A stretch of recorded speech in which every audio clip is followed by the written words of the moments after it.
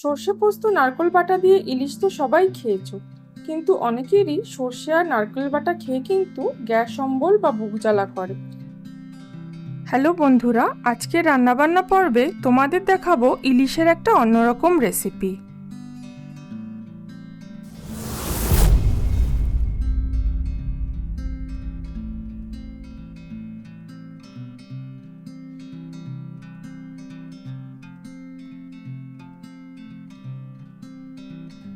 এখানে ইলিশ মাছে আমরা নুন আর হলুদ মাখিয়ে নেব, ওপর দিয়ে ছড়িয়ে দেব একটু সর্ষের তেল।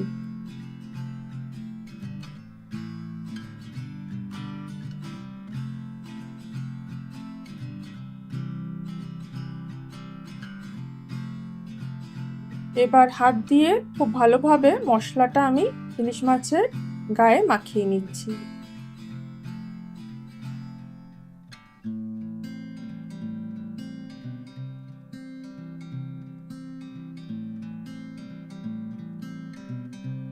মাছের গায়ে খুব ভালো করে নুন হলুদ মাখানো হয়ে গেছে। এখানে একটা বাটিতে আস্ত জিরে নেব 2 টেবিল চামচ,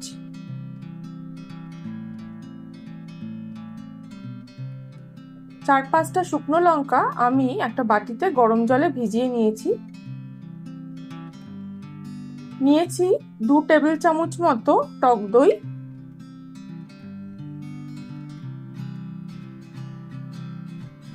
আর 5-6টা কাঁচা লঙ্কা।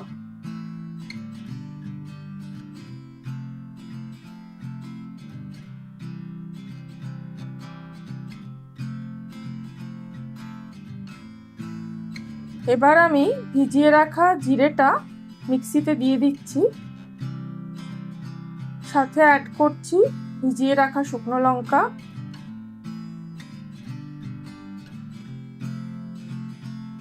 টক দইটাও অ্যাড করে দিচ্ছি।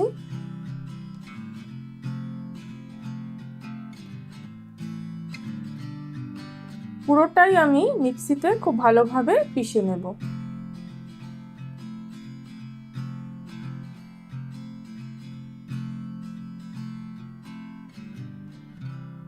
রান্নাতে টক দইটা কিন্তু স্কিপ করবে না।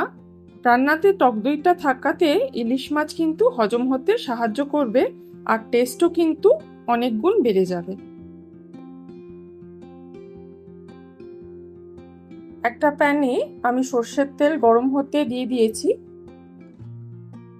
আর এখানে আমি মাছের গায়ে পুরো মশলাটা খুব ভালোভাবে মাখিয়ে নিচ্ছি।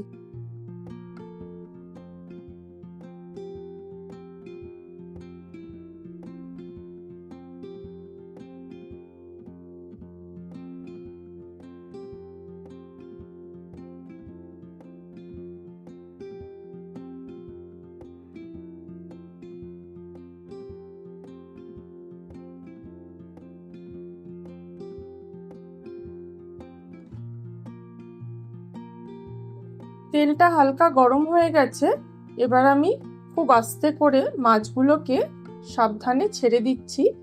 এই সময় আঁচটা তোমরা একদম লো ফ্লেমে করে রাখবে, না হলে হাতে কিন্তু ছিটতে পারে।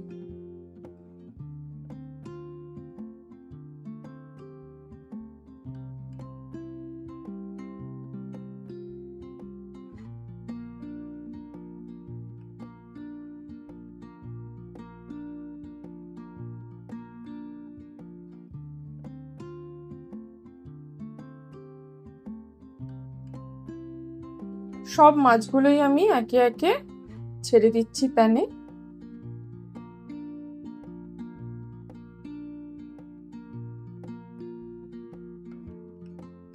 এবার আমি থালায় থেকে সমস্ত মশলাটা কাচিয়ে মাছের ওপরে দিয়ে দিলাম।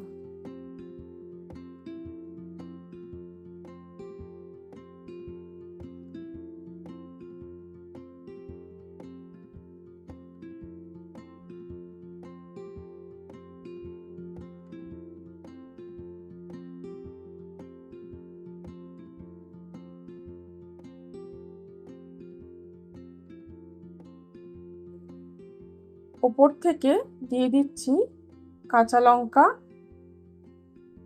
আর এবার আমি ঢেকে দিলাম প্যানটাকে, আর আঁচটা রাখবো এবার মিডিয়াম ফ্লেমে।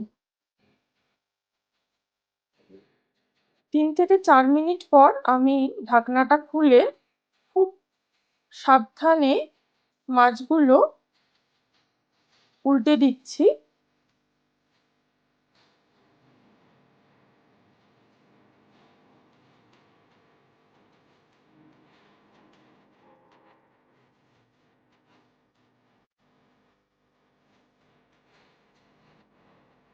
খুব সাবধানে উল্টাবে, নাহলে কিন্তু মাছগুলো ভেঙে যেতে পারে।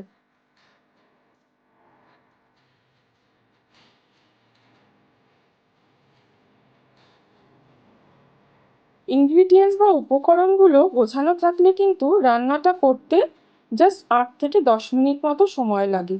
এই উইকেন্ডে রেসিপিটা অবশ্যই ট্রাই করো। পরের এপিসোডে আরও অনেক রেসিপি নিয়ে হাজির হব। ভালো লাগলে লাইক, শেয়ার আর সাবস্ক্রাইব করতে ভুলো না।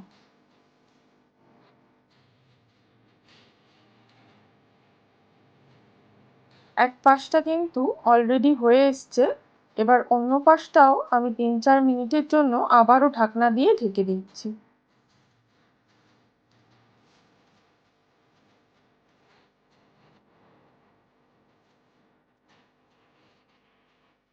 4-5 মিনিট পর আমি আবার ঢাকনাটাকে খুলে নিচ্ছি।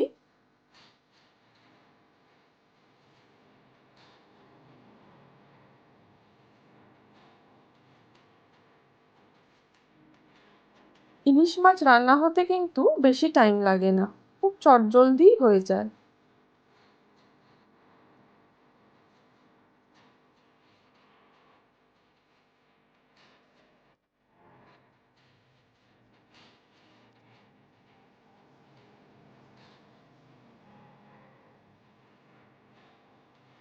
জিরে বাটা দিয়ে কাঁচা ইলিশের ঝোল কিন্তু আমাদের রেডি। এবার জাস্ট প্যান থেকে গরম গরম নামিয়েই কিন্তু ওপর দিয়ে ছড়িয়ে দেবো 1 চামচ সর্ষের তেল। এতে কিন্তু ইলিশ মাছের প্রচণ্ড একটা ঝাঁঝালো গন্ধ থাকবে এবং খেতে অসাধারণ হবে। তবে তোমরা চাইলে এটা স্কিপও করতে পারো।